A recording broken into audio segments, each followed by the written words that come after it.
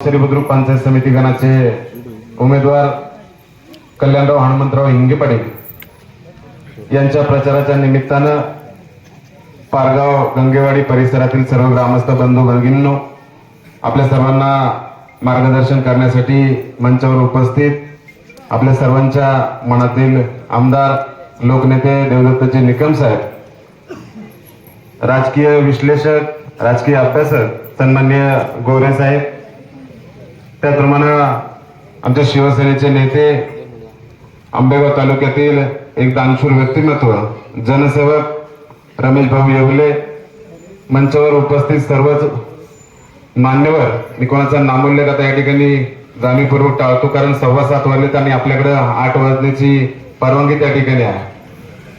खर तर प्रचाराच्या निमित्तानं शेवटचे 2-3 दिवस राहिलेत, रणधुमाळी त्या ठिकाणी सुरू आहे आणि जवळपास प्रत्येक घरापर्यंत जाण्याचा उमेदवारांनी प्रयत्न केलेला आहे आणि आता संपूर्ण गावाची या ठिकाणी सभा घ्यावी. खरं तर संपूर्ण गटामध्ये आपण फक्त 2च सभा घेतलेल्या आहेत. उद्या सकाळी पिंपळगावला त्या ठिकाणी 9 वाजता सभा आहे आणि ही सभा आजची पारगाव या ठिकाणी संपन्न होते. खरं तर पारगाव परिसरामध्ये सभा घ्यावी याचं कारण असं आहे की या पारगावचा गेल्या अनेक वर्षापासून, मी काल आम्ही माळीमध्ये त्या ठिकाणी बसलो होतो, अनेक वृद्ध माणसं त्या ठिकाणी भेटली, संपूर्ण पिढी त्या ठिकाणी साहेब वाया गेली. कळमोडीचा विषय त्या ठिकाणी या लोकांमध्ये गेली 40 वर्ष त्या ठिकाणी खेळवण्यात आला आणि पाण्याचा प्रश्न भावनिक करून त्या ठिकाणी 40 वर्ष यांच्याकडून फक्त मतासाठी यांचा वापर करण्यात आला आणि तुम्ही बघत असाल की या परिसरामध्ये विकासाच्या नावाखाली शून्य काम झालेलं आहे. गावातील मोजकी 2-4 टाळकी त्या ठिकाणी हाताशी धरायची, तोडकी मोडकी पदं त्या ठिकाणी त्यांच्या हातामध्ये द्यायची आणि या सर्वांचं मतदान करून घ्यायची जबाबदारी त्यांच्यावर टाकायची. मलिदा गँग लाभार्थी ज्याला आपण म्हणतो, या माध्यमातून या ठिकाणी या पारगावकरांचा वापर गेली 40 वर्ष त्या ठिकाणी झाला. खर तर या 3 पक्षांच्या वतीनं आम्ही या ठिकाणी युती केलेली आहे. त्याचं कारण असं आहे की पाठीमागच्या विधानसभेला आपण जर बघितलं तर निकम साहेबांचा केवळ 1500 मतांना त्या ठिकाणी पराभव झाला आणि हा पराभव आपल्याला माहिती की एक डमी देवदत्त निकम नावाचा माणूस त्या ठिकाणी उभा केला, त्यालाही 3500 मतं त्या ठिकाणी पडली आणि काही अंशी शिवसेना म्हणून आम्ही देखील त्या ठिकाणी या गोष्टीला जबाबदार आहोत. आणि साहेब, मी आज तुमची जाहीर माफी या ठिकाणी मागतो, कारण त्याचं कारण असं आहे रमेश भाऊ की आता सध्या उमेदवार प्रचार सुरू आहे आणि सध्या दोन्ही नेते त्या ठिकाणी आपल्या चुका मान्य करतायत. मी पारगावला त्या ठिकाणी वळसे पाटलांची सभा ऐकली आणि त्यांनी त्या ठिकाणी सांगितलं की मी ढोबळे साहेबांना, शिवाजी आबा ढोबळेंना चेअरमन न करून माझी चूक झाली.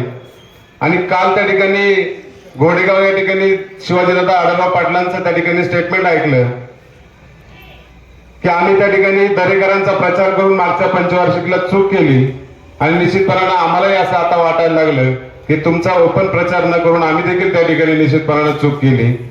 या पुढच्या काळामध्ये या जिल्हा परिषद पंचायत समितीला आपल्या मतामध्ये विभागणी होऊ नये आणि याचा फायदा कुठल्याही परिस्थितीमध्ये राष्ट्रवादी काँग्रेसच्या घड्याळाला त्या ठिकाणी होऊ नये.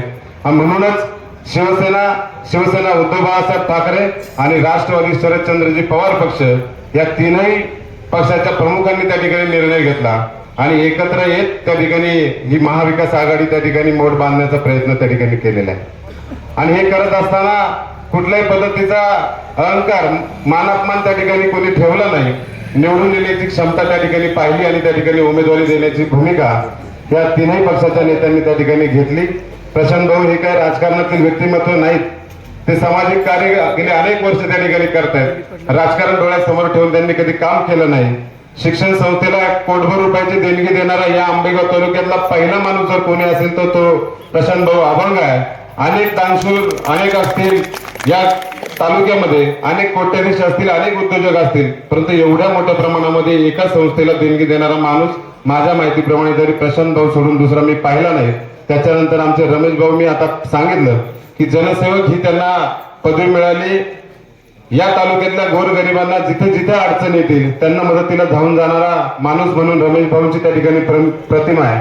परंतु प्रशांत भाऊ जवळपास 12-15 वर्षापूर्वी मी ऐकलेलं आहे की तुमच्या शाळेला त्या ठिकाणी जवळपास 10-12 वर्षापूर्वी कोटीभर रुपयाची देणगी दिली. दुसरा आमचा उमेदवार कल्याणराव हिंगे, या ठिकाणी त्यांनी स्वतःबद्दल माहिती सांगितली. कल्याणराव हा हाडाचा शिवसैनिक आहे. साधारणतः 2000 सालापासून शिवसेनेचं काम त्या ठिकाणी करतोय आणि 2002 साली आता जे राष्ट्रवादी काँग्रेसचे उमेदवार आहेत विष्णुकाका हिंगे पाटील यांचा पराभव ज्यांनी केला ते रमेश कुमार हिंगे पाटील आपल्या सर्वांना माहिती असतील. त्यांचे हे बंधू आहेत. रमेश कुमार हिंगे पाटलांच्या विजयामध्ये सिंहाचा वाटा कल्याणरावचा त्या ठिकाणी राहिलेला आहे. कल्याणराव अवसरी बुद्रुकचे ग्रामपंचायत सदस्य म्हणून त्या ठिकाणी काम करतायत.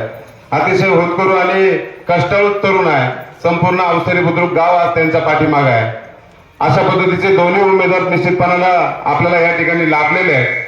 आता पारगावकर आपली जबाबदारी त्या ठिकाणी निश्चितपणानं आहे. पारगावकरांना मला एक सांगायचंय, खर तर तुमच्या गावामध्ये सुद्धा ग्रामपंचायतच्या निवडणुका काही दिवसापूर्वी पार पडल्या आणि त्या ठिकाणी एकमेकांचे हाडवैरी असणारे आज एका बाजूला झाले आणि त्यांनी ठरवलं की आता आपण दोघं मिळून ह्या पारगाव मधून घड्याळाला लीड द्यायचं.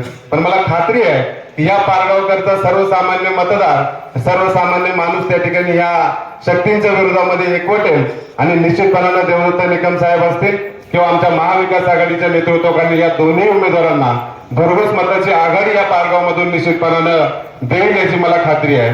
कारण आमच्या उमेदवारांनी आता मनोगतामध्ये सांगितलंय, प्रशांत भाऊंना तुम्हाला पाणी देण्याचे त्या ठिकाणी वचन दिलंय. त्या ठिकाणी पाझर तलावातून गाळमुक्त करण्याचं आश्वासन दिलंय. पाझर तलाव गाडणारा आमचा उमेदवार नाही याची सर्वांनी त्या ठिकाणी नोंद घ्यायची आहे.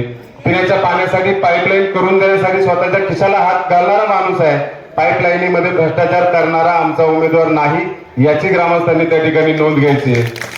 या सर्व गोष्टीची नोंद घेता आमचे उमेदवार कसे उजवे आहेत हे तुम्ही आता घराघरांमध्ये जाऊन सांगितलं पाहिजे आणि सर्वसामान्य मतदारांनी ही निवडणूक हातामध्ये घेतली पाहिजे. कुठल्याही पद्धतीच्या दडपशाहीला, दहशतवादाला त्या ठिकाणी आपण बळी पडू नका. खरं तर शिवाजीदादा आढळराव पाटलांनी काल जे स्टेटमेंट केल्याच्या नंतर मला एक गोष्ट त्या ठिकाणी सांगावी वाटते की दादांनी मनसर नगर पंचायत मध्ये त्या ठिकाणी लीड घेतलं, काही उमेदवार उभे केले आणि दादांनी सुचवलेले उमेदवार उभे केले ते पराभूत झाले आणि जे त्यांनी सुचवले होते त्यांना उमेदवारी दिल्या नाही.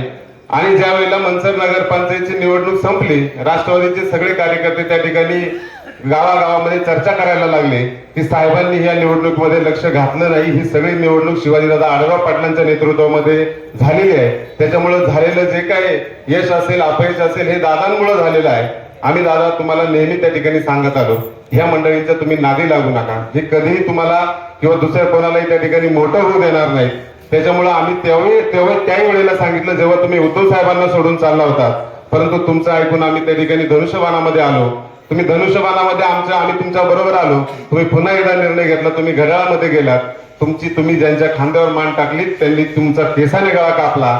ज्या पद्धतीने त्यांनी लोकसभेला काम केलं, आपल्या सर्वांना माहिती आहे की पहिल्यांदा लोकसभेला निरगुडसरमध्ये त्या ठिकाणी शिवाजीदादा मायनस होतात आणि मग तुम्ही आमच्याकडून काय अपेक्षा करता?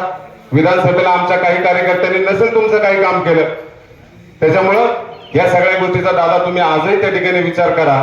ज्या शिवसैनिकांनी तुमच्यासाठी काम केले त्या शिवसैनिकांसाठी तुम्ही काम करा. विनाकारण ज्यांनी तुमच्यासाठी रक्ताचं पाणी केले त्यांच्या विरोधामध्ये तुम्ही प्रचार करू नका, अशी विनंती मी तुम्हाला आजच्या या सभेच्या निमित्ताने त्या ठिकाणी करतो. आणि आपले दोन्ही उमेदवार कल्याणराव हिंगे पाटील यांचं धनुष्यबाणाचं चिन्ह असेल किंवा प्रशांतराव अभंग साहेब यांचा तुतारी वाजवणारा माणूस हे चिन्ह असेल, या दोन्ही उमेदवारांना त्यांच्या चिन्हासमोरील बटन दाबून प्रचंड बहुमताने विजय करा अशी विनंती करतो आणि थांबतो. धन्यवाद.